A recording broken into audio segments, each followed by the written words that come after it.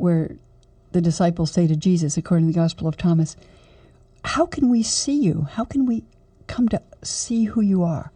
And he says, when you take off your clothes without being ashamed and trample them under your feet like little children, then you will see the Son of the Living One without fear.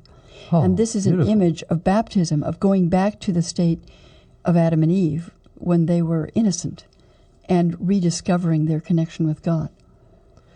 So first I want to go back into a bit of the darkness with all of this. Is there a transition? Is there a little place of tension that people will have to traverse in order to really open their hearts and their minds to what's possible with Christianity? I mean, there seems to me that there's a heavy momentum going on around us that if you're caught by it, you're really going to miss the core message of all this. What's your... So on the cautionary side, we're going to ask you about good news later.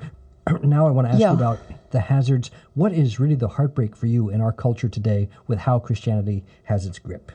Well, I think part of it is that many people feel that asking questions or voicing any doubt is somehow subversive. I've been told by so many people, oh, well, I always wondered about that, but I was told not to ask that question. I was actually invited out of Sunday school at the age of 8 for asking questions.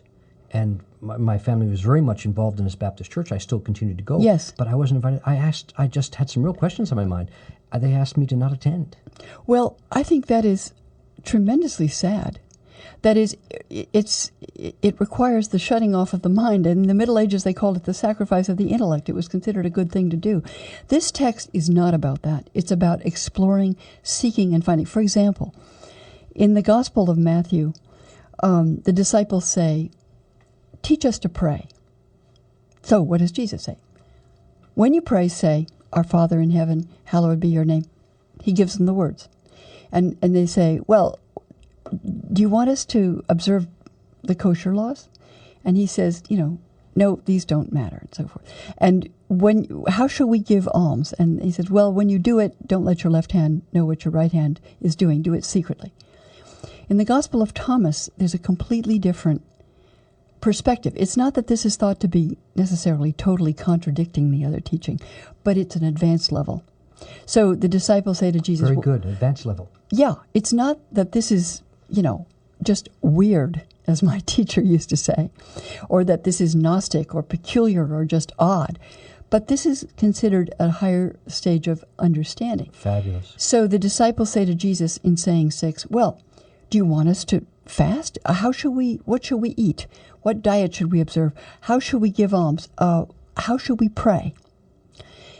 And on this advanced level, he doesn't tell them. He says, do not tell lies and do not do what you hate, for everything is known before God in heaven.